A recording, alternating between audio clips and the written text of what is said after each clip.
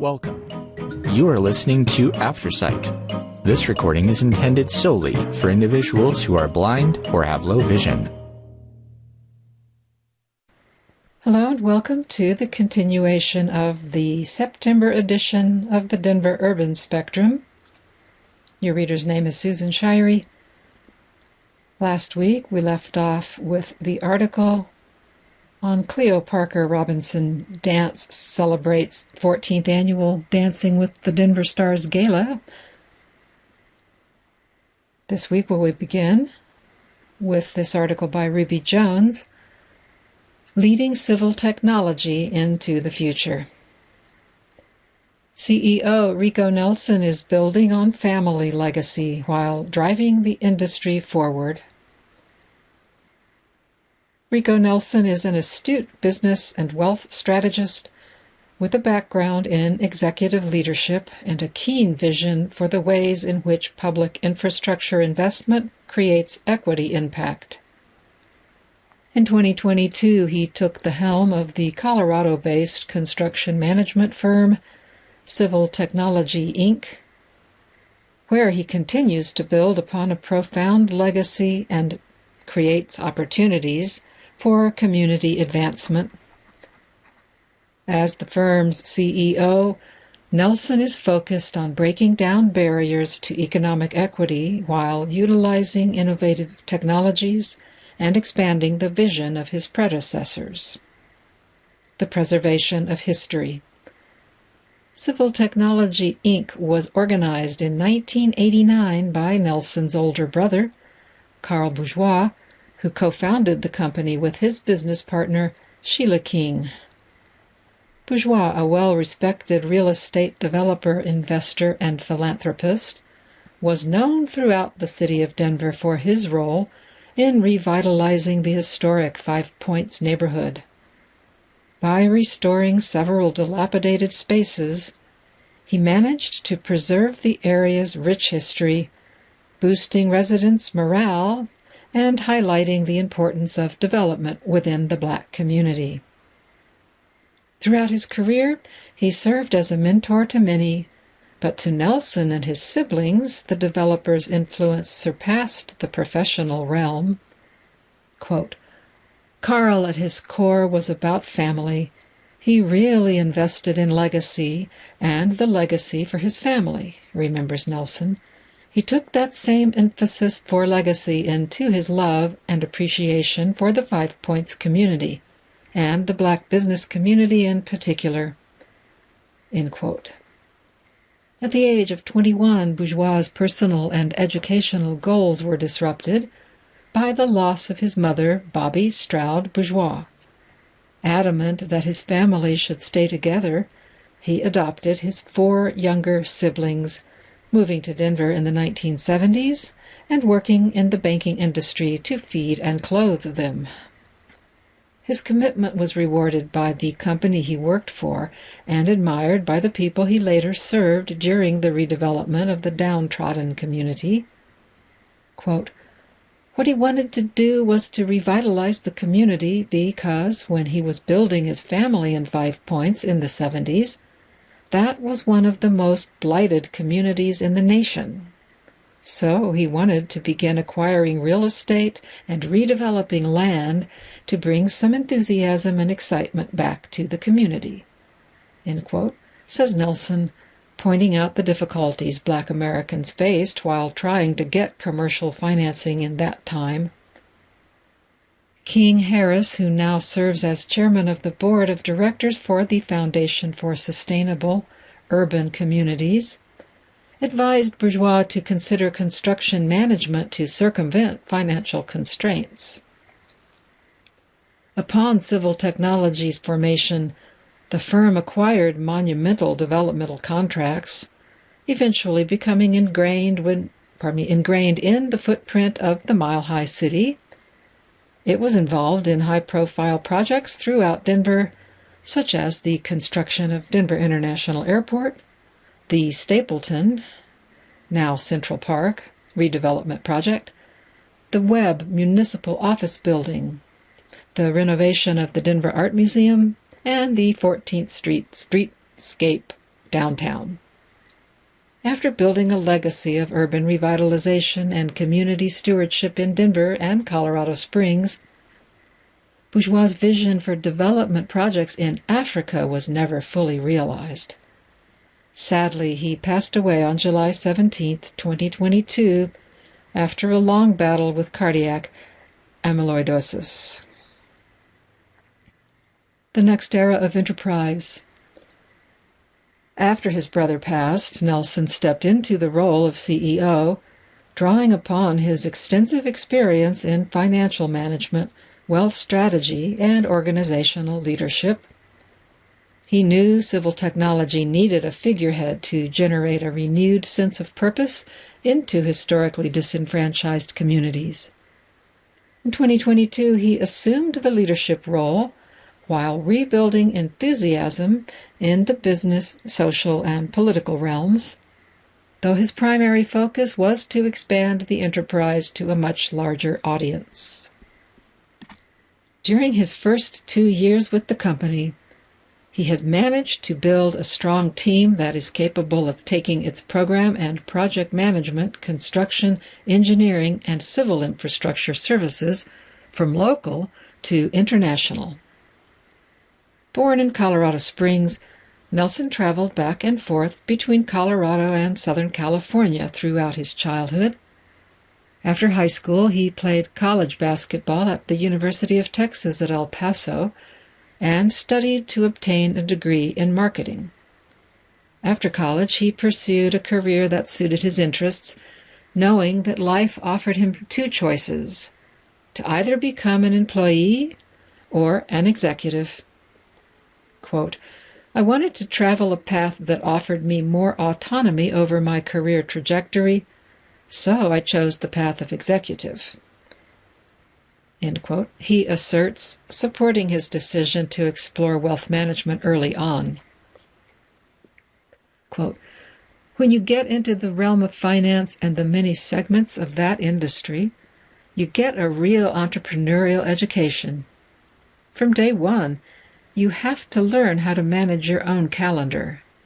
You have to learn how to engage and interact with clientele. You have to learn how to win the discussion, because that's what moves the needle forward in your career. In retrospect, I didn't fully understand the career path that would lead me toward executive leadership outside of the willingness to get up every day and bet on my own capacity to go out there and make a dollar." End quote. Nelson mastered the art of evaluating cash flow statements and balance sheets, preparing him to build and maintain financial viability for businesses of all types. While working in financial industries, he familiarized himself with the dynamics involved in corporate resource flows, positioning him to become a skilled organizational leader. His partnerships with corporate leaders resulted in the development of optimized business processes and increased shareholder value in every position he has held. A paradigm shift. Nelson had just stepped into a new executive role in 2020 when the coronavirus pandemic changed the trajectory of his career and altered the course of his life.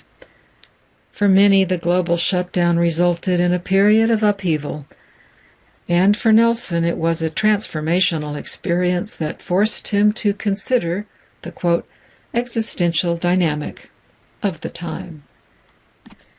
In quotes, "I was listening to the messaging we were receiving and watching what was happening in our social environment," he says, referring to social justice protests that erupted as a result of police brutality in cities across the country.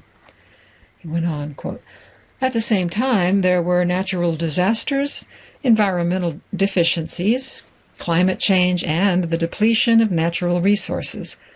Then I started listening to the narrative coming from Washington, D.C." End quote. One of the hot topics surrounding the 2020 presidential campaign captured his attention. On both sides of the political discourse, infrastructure was a theme that kept showing up, with each presidential candidate acknowledging the need for funding to support the country's aging physical structures and facilities. Quote, I started to do some research and realized that our national and global infrastructure score was very, very low, and our local infrastructure score was very low. Huge amounts of investment were being made, giving the world and our country an eco-friendly facelift, end quote. Nelson recalls. Recognizing the threat his 3 children would face if society didn't change its relationship with the social and physical environment, he began to re-envision civil technology's impact as a catalyst for change. He says, quote, that felt a lot more meaningful than the work that I was doing at the time, so I decided to make a transition, end quote. A vision to uplift. Civil technology was created to be an intermediary, exhibiting exceptional technical understanding and facilitating construction projects with the best qualified project engineers, inspection personnel, construction professionals, and technicians. For over 30 years, the award-winning firm has maintained a record of safety, reliability, and cost savings, while embracing emerging technologies and providing oversight for customer management, pre-construction, project, and financial management. Building upon the work done before him to create the company's commendable legacy, Nelson continues to invest in the people and technologies that drive progress forward, not just for the company, but for an entire industry. Outside of his CEO title, he serves as president of the Colorado chapter of the Conference of Minority Transportation Officials, COMTO, a nonprofit organization founded in 1974 to provide minorities with access to opportunities within the transportation and infrastructure space. Known as the, quote, Voice of Equity in Transportation, COMTO is a leading national advocate for employment diversity and inclusion, representing over 3,000 members in the U.S. and Canada, and assisting in the procurement of contracts for underrepresented individuals, including women, veterans, and people with disabilities. Nelson explains, quote, As I stepped into the role, one of the most important things I set out to do is shift the paradigm that exists in the business community. There are 3 stakeholders who operate as cornerstones to the organization. 1 is the small minority-owned business community. Parentheses, civil technology would be identified as a part of that group. Another is the prime consulting and construction community. The third is the public sector leadership, the agencies that focus on transportation work. End quote. He goes on to share his primary focus on drawing these 3 groups together to ensure that the community remains livable amid tremendous growth and that infrastructure issues are addressed. Professional overturn is one of the most critical factors Nelson hopes to rectify using innovative approaches to interagency collaboration and employment processing. He says, quote, There's a huge population of individuals who are leaving the industry. For every 4 engineers who retire or step out of the industry, they're only being replaced by 1. End quote. Oh, he goes on. From top to bottom, there were 17 million a few years ago, and every year about 1.4 million are leaving. They are being replaced by only 300,000 to 400,000. We have an institutional knowledge and awareness that is diminishing faster than it can be replaced. End quote. In addition to those startling industry employment trends, Nelson is also focused on encouraging business classified as disadvantaged encouraging businesses classified as disadvantaged business enterprises, DBEs, to use their status as a stepping stone and not become plateaued. Quote, I see all of the challenges that exist to continually and perpetually operate within this certification program, the greatest of which is the fact that you are limited in the amount of revenue you can generate and the amount of personal net worth you can hold as the majority owner. He states, he continues, that problem in and of itself tells me how far we can grow. End quote. In addition to urging companies to graduate from DBE funding programs, he insists that financial literacy is a vital component for individual success at any level of business.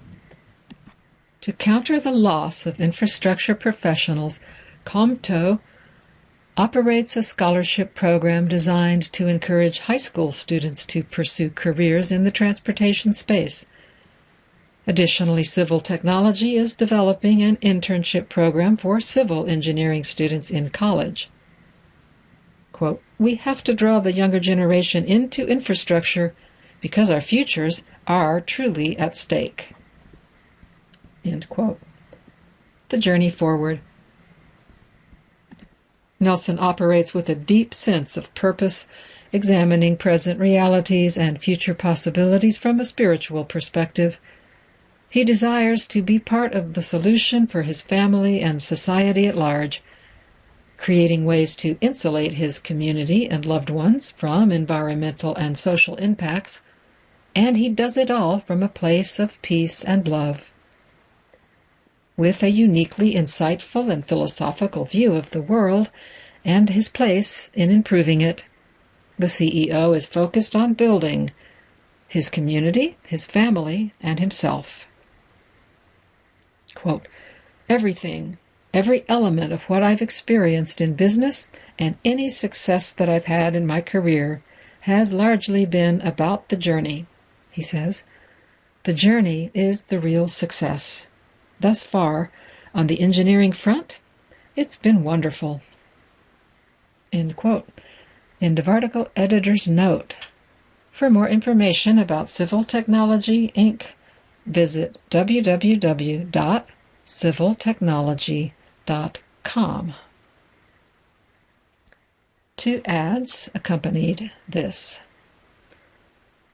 Black Orpheus, the L.E. Calkins Opera House, Bringing Brazil to Colorado, September 14th and 15th.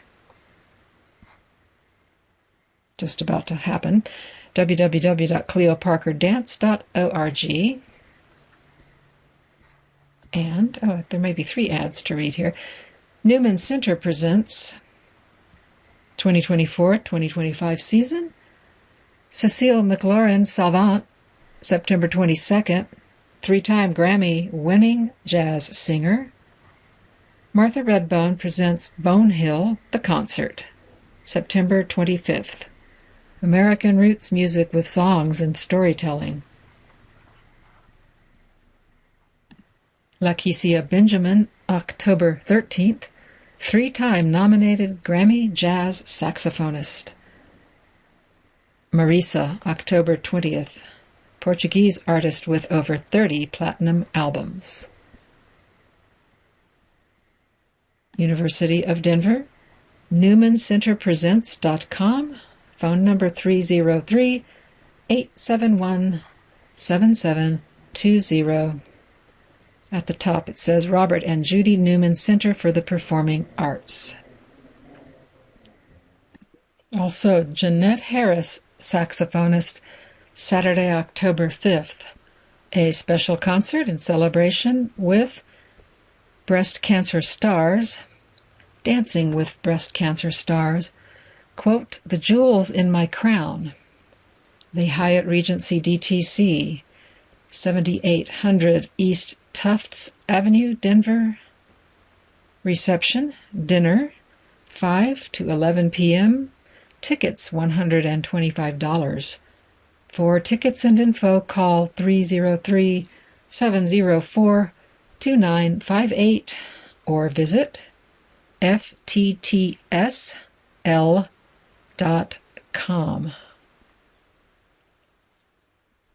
And two more ads for now.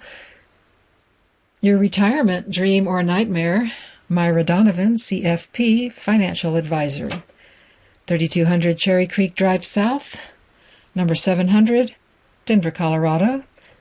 Phone number 303-871-7249 for the office. www.myradonovan.com, that's spelled MyraDonovan. Call today for a free consultation. Registered representative for New York Life Securities, LLC, a licensed insurance agency, financial advisor for Eagle Strategies, LLC, a registered investment advisor, Eagle Strategies, LLC, and New York Life Securities. And Home for Sale, Mabel Sutton, CRS, GRI, independent real estate broker. Phone numbers office 303-313-8929, cell phone 303-995-7621, email msmabel3@aol.com for all your real estate needs. And a full-page ad before the next article, Center for African American Health, Empowering the Community to Live Well! Make your health a priority with prostate health screenings.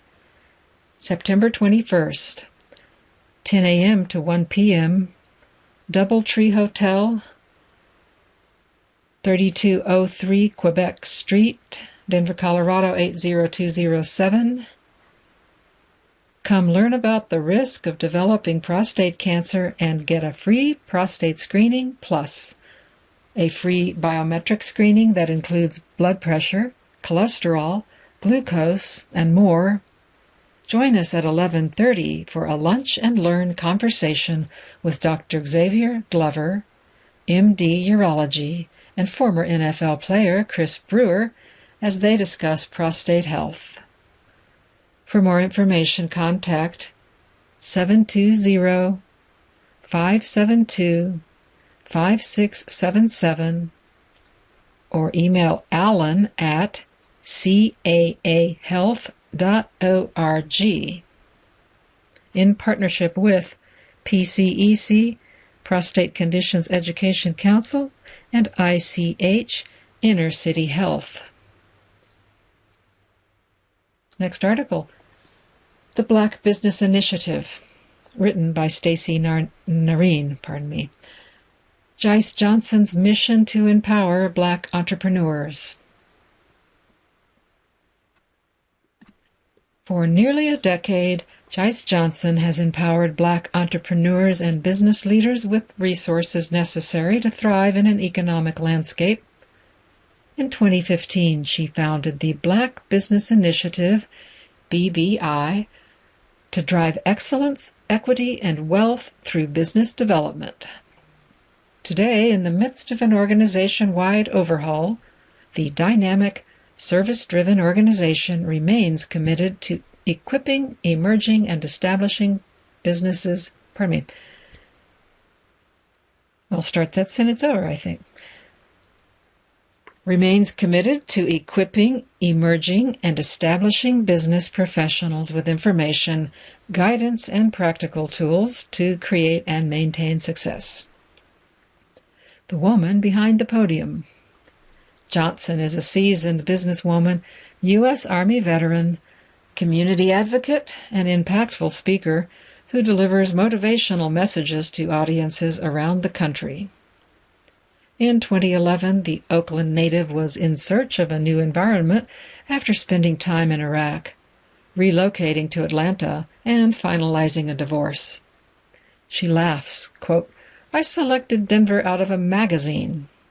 There was an article about the top 50 best places to live. I narrowed it down between Denver and Albuquerque. I flipped a coin, and it landed on Denver." End quote. She made the relocation official in April of 2011. Quote, "I didn't know anybody. I didn't even know where there was community for almost 2 years before I discovered the organization called Shop Talk Live, she says. Yearning to find a group of like-minded entrepreneurs for mutual support, she found that the community conversations hosted by the group provided a network where she could thrive. Johnson took on a leadership role, hosting forums and community conversations focused on issues affecting the Black communities in Denver and throughout the country. During one of the Shop Talk Live sessions, she recognized a strong need for a new focus. Quote, "We were looking at a documentary by Tariq Nasheed called Hidden Colors," she recalls. In the documentary, Dr. Claude Anderson talks about the fact that the Black community is an underclass in America. He started at the base, with it being an issue of economics. That really intrigued me. End quote. After the documentary, Johnson decided to research economic inequity further and came across Black author Maggie Anderson, who championed a Buy Black campaign in Chicago. She discovered Anderson's My Black Ear experiment, watching a TED Talk where the author explained the difficulty in getting Black people to support Chicago's abundant Black-owned businesses. Quote, "I thought, let me try to do a Buy Black challenge myself here in Denver," she says, and almost immediately I was like, oh my God, there's nowhere to spend any money. There are no brick and mortars. There are hardly any restaurants, no clothing stores, no smoothie shops. End quote. Realizing that Denver didn't have an economic infrastructure that would allow for intentional Black business support, she created the first model of BBI, the original initiative. In 2014, the framework of BBI was put into place. Quote, "Originally, it was supposed to be a workshop focused on the history of Black businesses," says Johnson, who planned to discuss the reasons why the Black community has struggled to create or maintain a strong economy. She brought in a marketing professional and a business attorney, planning to put together a business plan that would allow for attendees to participate in both conversation and the construction of an actual business.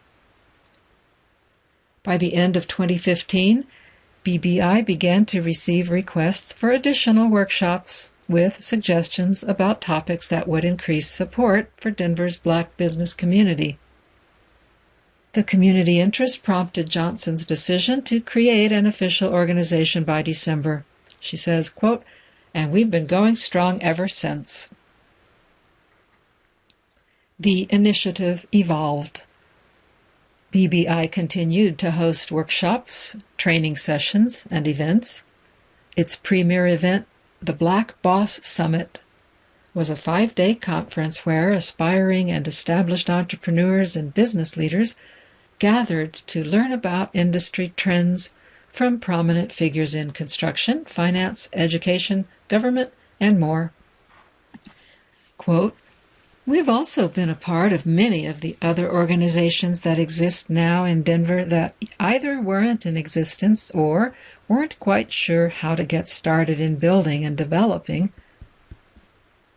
the Black business ecosystem," says Johnson.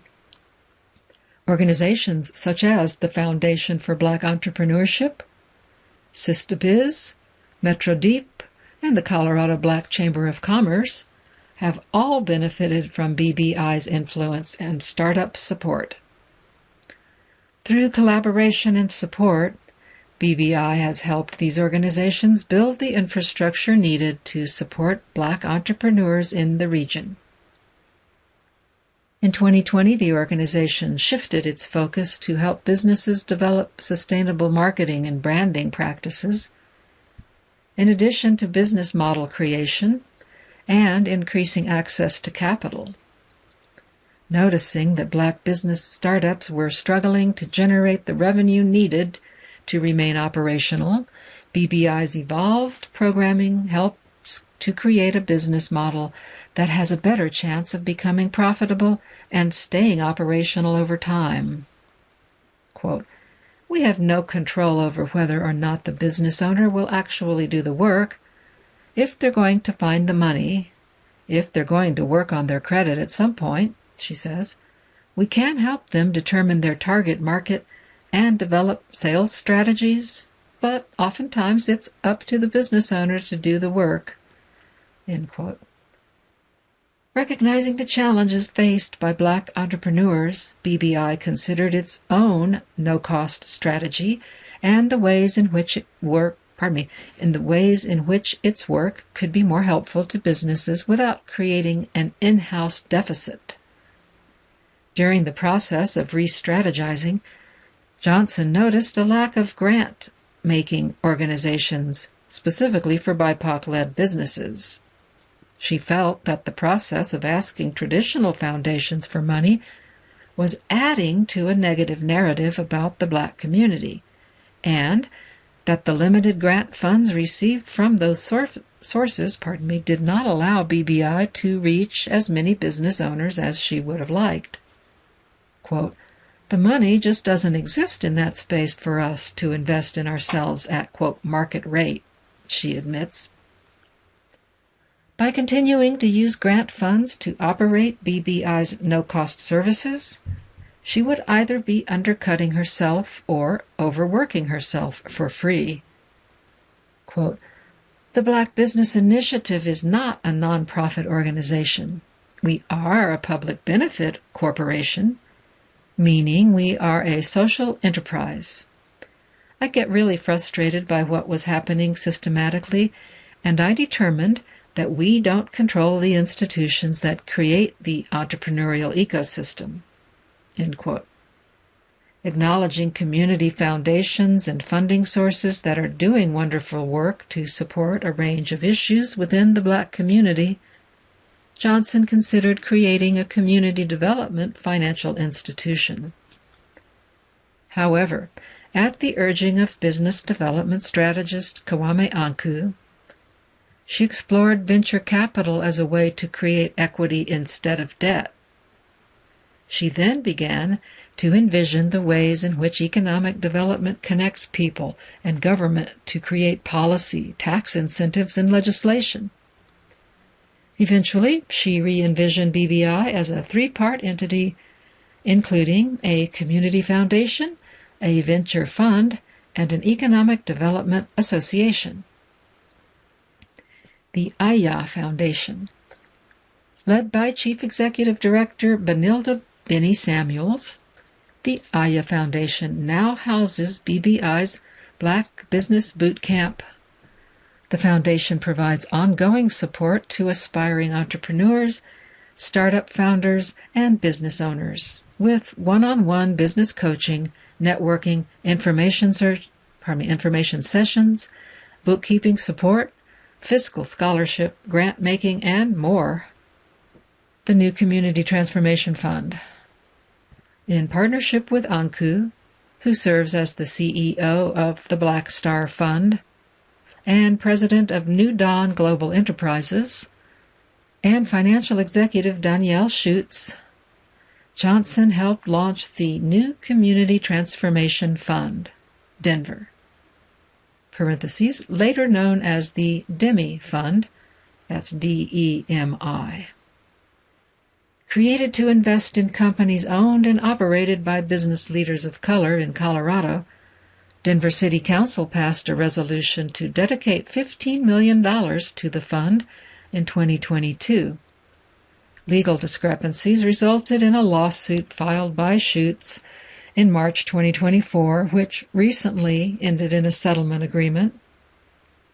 Johnson continues to explore the ways in which venture funding can support BBI's second focus area, the Economic Development Association for Black Communities.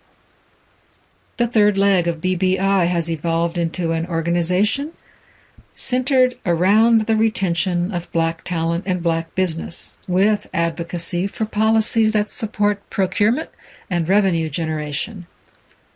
Johnson is in the process of rethinking regional strategies to foster a more hospitable environment for Black businesses and Black wealth. Ongoing opportunity. BBI's founder is constantly creating new ways for the organization to effectively impact Black business professionals.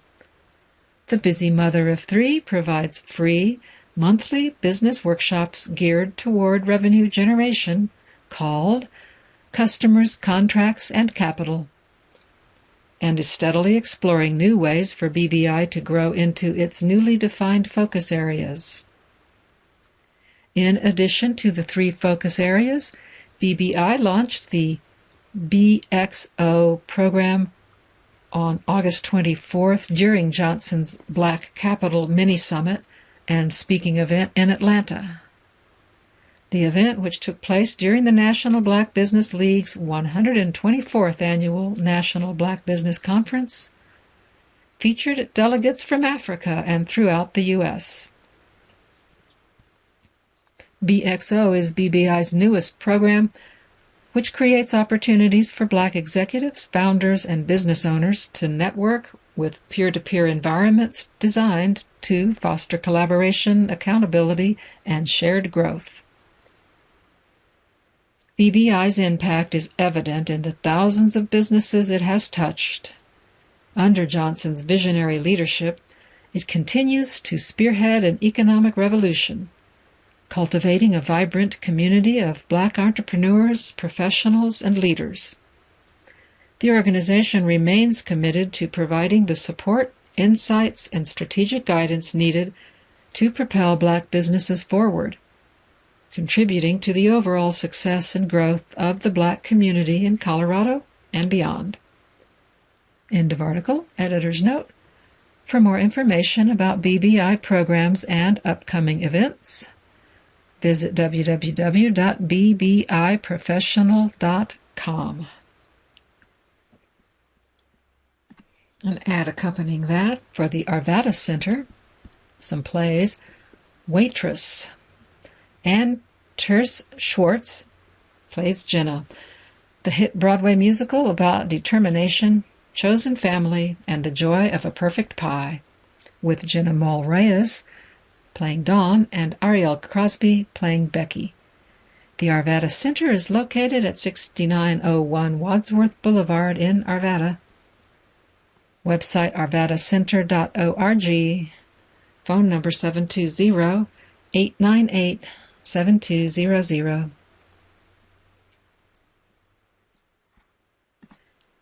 We're on page 18, and opening this page is an ad, the Housing Authority of the City and County of Denver Housing Choice Voucher / Section 8 Program 2025 Lottery Opening. A banner reads September 19th and 20th, 2024. Open 48 hours from 12 a.m. September 19th to 11:59 p.m. September 20th. To participate, you must be 18 years of age or older and a U.S. citizen or eligible immigrant and have legal capacity to enter into a lease under state and local law. More requirements and restrictions can be found on the DHA website. To apply for the lottery, lottery entries must be submitted online through the Internet using any computer, tablet, or smartphone that has Internet access by going to DHA's website at www.denverhousing.org. Only one computer entry can be submitted per household. Do not pay anyone to participate in the HCV / Section 8 lottery. Computers are available at DHA's Opportunity Centers open from 8 a.m. to 4 p.m., which are Westwood Homes, 855 South Irving Street, and North Lincoln Homes, 1401 Mariposa Street. DHA's Osage Street office will not be open for lottery entries. Denver Public Libraries. DPL. Hours vary. Check DPL's website for hours of operation. http denverlibrary.org/locations. There is a 10-cent fee at Denver Public Library for printing the DHA lottery confirmation page. www.denverhousing.org. Once again, at the top, the Housing Authority of the City and County of Denver Housing Choice Voucher Section 8 Program Lottery Opening September 19th and 20th. Open for 48 hours from 12 a.m. September 19th to 11:59 p.m. September 20th. And now the next article, The Highlights of the MVAAFF by Rosalind B. Harris, featuring civil rights lawyer Ben Crump. The 22nd Annual Martha's Vineyard African American Film Festival was nothing short of astounding. The 10-day festival was filled with films, shorts, documentaries, and features, many of which were followed by talkbacks with notable filmmakers, directors, and actors. Founders Floyd and Stephanie Rance have lived up to their mission to make the festival a prominent and elevated sphere for filmmakers and artists of color. In addition to film screenings, that enchanting sphere encompasses panel discussions, champagne brunches, beach yoga, sponsored networking activities, water exercise with the polar bears, receptions, and evening social events. The nearly 75 films presented over the 8-day span were diverse, with films such as education, inspiration, history, coming of age, entertainment, humor, relationship building, love, politics, racial sensitivity, and everything in between. A delightful addition to the event, famed civil rights attorney Ben Crump discussed the short documentary titled How to Sue the Klan, a story about 5 black women from Chattanooga who used legal ingenuity to take on the historic 1982 Ku Klux Klan civil case. He discussed the compensation received and the health and financial issues experienced years later as a consequence of all they endured.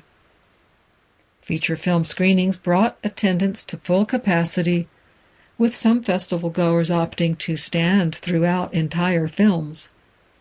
Anticipation was high to view the Supremes at Earl's All You Can Eat and to see actors Sana Lathan, Mekhi Phifer, Aunjanue, Ellis Tyler, Uzo Aduba, and others up close and personal after the film. The endearing storyline follows lifelong friends who share the unbreakable bonds of sisterhood.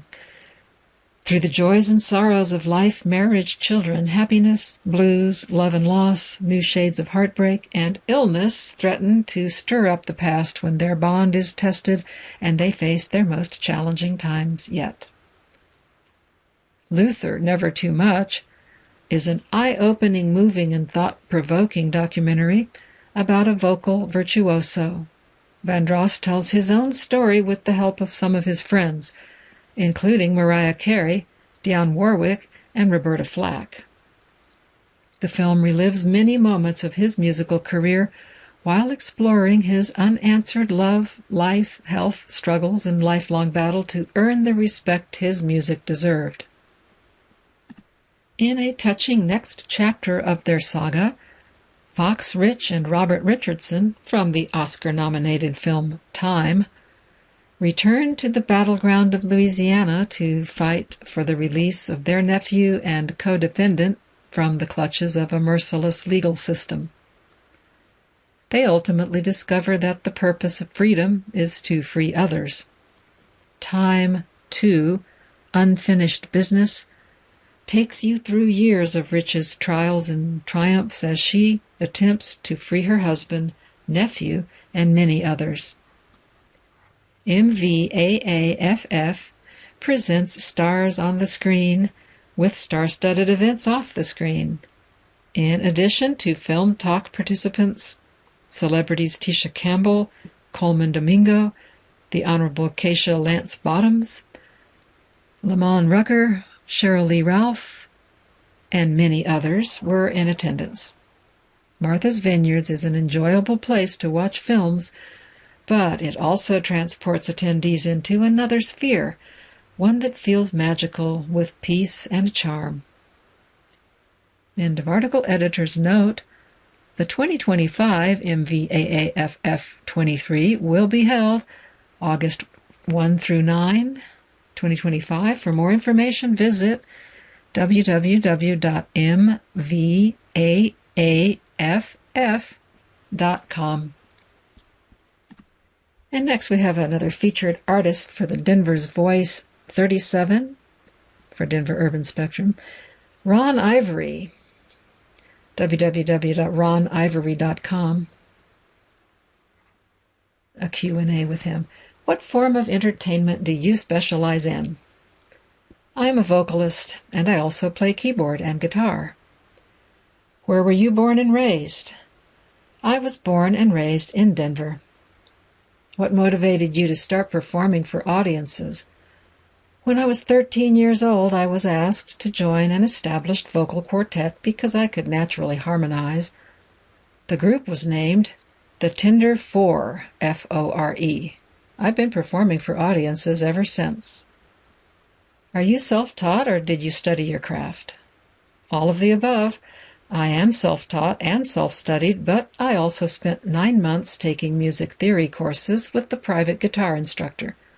When it comes to vocal talent, I've practiced a lot. How would you describe your artistic/entertainment style? Plainly stated, my entertainment style is soulful. I play R&B, jazz, soul, rock and roll, and pop music. Who/what is your biggest inspiration? My biggest musical inspirations, when it comes to learning how to play the guitar and perform, are The Temptations, Wes Montgomery, and various other piano players. What is your favorite thing about being an entertainer? I enjoy making people feel good and bringing them together as one, using music as a tool to create connections. If you visit my website, you'll find the quote, "It's not just entertainment, it's an experience." I think of performing as more than just song and dance. I like to create an entire experience for people to become immersed in. If you could collaborate with any other performer from any time period, who would that be and why? I wish I could collaborate with Bob James, George Duke, Wes Montgomery, The Temptations, and Smokey Robinson. I admire their performance styles, songwriting, and arrangements and compositional styles. Do you have any upcoming performances? I perform at weddings, holiday celebrations, birthday parties, house parties, awards, dinners, fundraisers, and just because. I had a performance at the Clock Tower Cabaret on August 25th and at Urban Sombrero on August 30th. In September, I'll be performing at the second annual Summer Nights Affair Jazz Series, the Prince Hall Cool Jazz fundraiser, and a few other private events. On October 12th, I will be at Dazzle with the Miles Apart Band, and on October 19th, I will be celebrating Denver Urban Spectrum at Denver's Voice 37. Tell us something about yourself that would surprise our readers. I'm an introvert, yet I transform myself into an intensely extroverted person when my passions of music and dancing are ignited. I also love to laugh. I enjoy in-depth and productive discussions. There is an ad accompanying this. A black tie affair Celebrating a Champion for Justice Everywhere, October 5th, 2024, Attorney Benjamin Crump. VIP admission $200, general admission $150. VIP early entry at 6 p.m., general entry at 7 p.m. Doubletree by Hilton Hotel, Denver, at 3203 Quebec Street in Denver, 80207. Hosted by Bishop Jerry Dimmer, President of the Greater Metro Denver Ministerial Alliance, Pastor Michael Gatewood, Vice President of Community Affairs. And also an ad for the African Grill and Bar, 955 South Kipling Parkway, Lakewood, Colorado, 80226. Open 11 a.m. to 9 p.m. Monday through Saturday. African Grill and Bar, dine-in, take-out, catering. Phone number 303-985-4497. We'll close out with another interview for Denver's Voice 37, the Denver Urban Spectrum Celebration. This with Anthony Price. What form of entertainment do you specialize in? I am a vocalist. I perform a range of genres including R&B, soul, Motown, and funk. Where were you born and raised? I was born in Atlanta, Georgia, and raised in the Carver Community Housing Project, named for George Washington Carver. What motivated you to start performing for audiences? I discovered early on that I had the skill for singing and that it was something I loved to do. Over time, I grew as a singer and it became one of my favorite activities. I love to see pretty smiling faces, and singing allows me to stir the crowd. I am mostly motivated by the audience, and I enjoy performing songs that I personally love. Are you self-taught or did you study your craft? I studied many of my favorite artists, but I did not receive any formal vocal instruction. I am self-taught. How would you describe your artistic entertainment style? My artistic style is closely related to several of the R&B and soul greats, such as the best-selling and legendary vocalist Luther Vandross, Larry Blackmon, the founder and lead singer of the funk and R&B band Cameo, and Peabo Bryson, another Grammy Award-winning singer and songwriter known for his great ballads. Who and what was your biggest inspiration? My mother and father are my biggest inspirations. What is your favorite thing about being an entertainer? I really enjoy performing all around, but being able to perform in front of large crowds is a special feeling. Music brings people together, and it's special to be a part of that. If you could collaborate with any other performer from any time period, who would that be and why? Luther Vandross is someone I would love to perform with. He was my favorite singer, and his style was remarkable. He could always move a crowd, whether he was singing an upbeat song or a ballad. I admire that flexibility and his range. Collaborating with him would be amazing. Do you have any upcoming performances?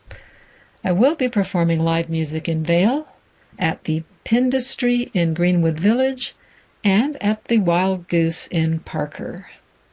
Tell us something about yourself that would surprise our readers. Before stepping onto the stage at a performance, I always think of my mother and father first. Their motivation continues to stay with me, encouraging me and boosting my confidence. And finally, reminder that Denver's Voice 37, Denver Urban Spectrum, spreading the news about people of color, presents an elegant evening of entertainment, Denver Urban Spectrum 37th Anniversary Celebration for Rosalind B. Harris Retirement Party, Ruth Boyd Elder Abuse Foundation Benefit.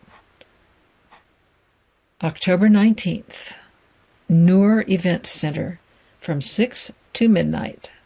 www.nooreventcenter.com.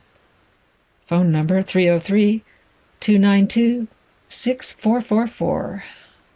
And that brings me to the end of our time for this week. Thank you so much for joining us for the reading of the Denver Urban Spectrum.